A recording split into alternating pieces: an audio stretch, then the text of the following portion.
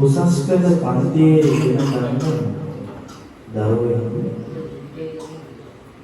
හවස පාඩම් කරමින් ඉන්න වෙලාවේ පොලිස් ජීප් එකක් ඇවිල්ලා මේ පුතාව ජීප් එකට දාගෙන අරගෙන යන්න හදනකොට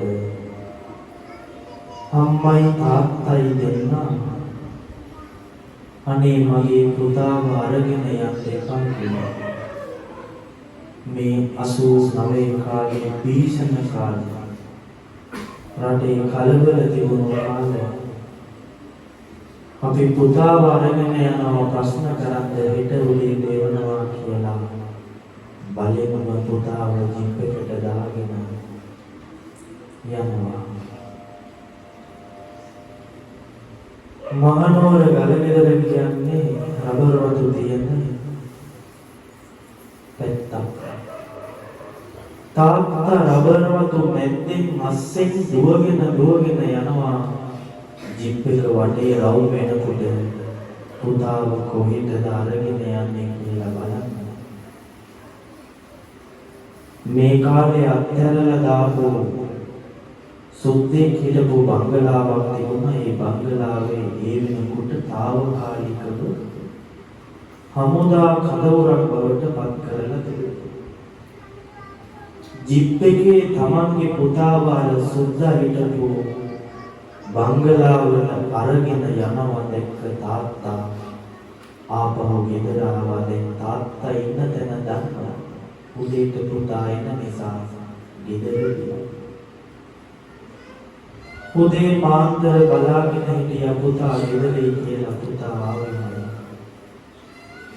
තාත්තා ගලගෙදර පොලිසියට ගිහිල්ලා පැමිණිල්ලක් දානවා.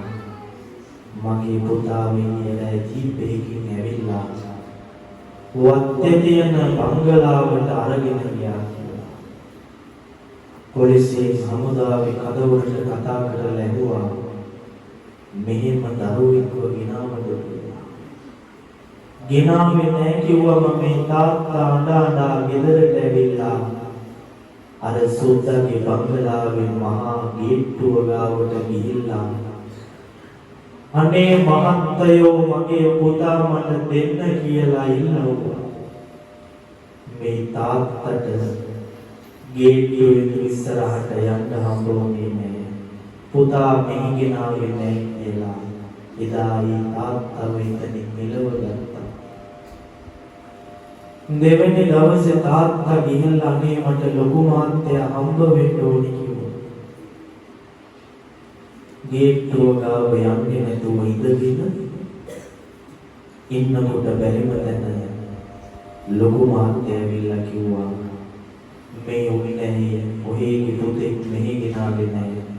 වෙන තැනක ගිහිල්ලා බලන්න කියලා කිව්වා.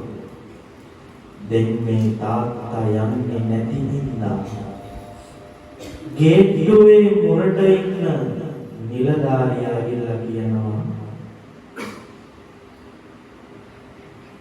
මේ භීෂණ කාලේ ලොකු නැහැ ගිහිල්ලා බලනවා ටයර් එකක් පුච්චලා තියෙන තැනක ඔහේගේ ළමයා ඇති කිව්වා.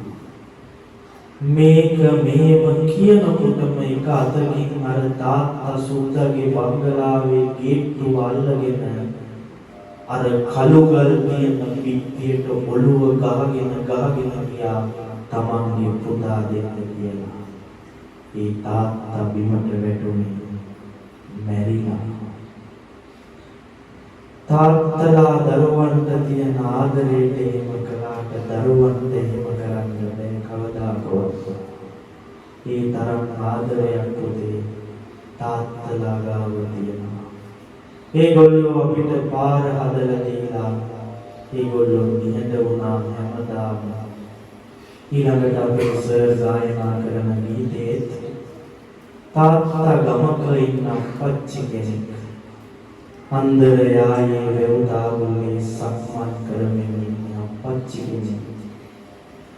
දොලේ දියයි මට කෙතේ නිලයි ගහ වැදේ මලයි මට අපච්චි. වලා කුලේ දාබිකු තවරා මහ පොළොවට මහ වැසි ගෙනිනා. තාත්තගේ දහඩියත් පොළොවට වැස්සක් වුණා මගේ පුතේ දිවි ගමනේ ඉම කඳු මුදුනේ සිට පිටුසෙනෙහි කඳු නැලි සලසා තොරු හිස මුදුනේ මල් පලදා කැකුළු මුවද පළවැල නෙළුවා තාත්තා ගස් කෝදලා තමන්ගේ දරුවන්ට පළවැල නෙළුවා මගේ පුතේ ඒ දඬු මං වැඳ සත්තුළු බිඳ සිතාදියට යන මං දැක්වා සියලු බාධකයන් අරදවලා තමන්ගේ දරුවන්ට ඉගෙනීමෙන් ඉහළට යන්න නගරයට යන්න ඒ තාත්තලා අවස්ථාව හදලා දීලා තාත්තලා මෙහෙට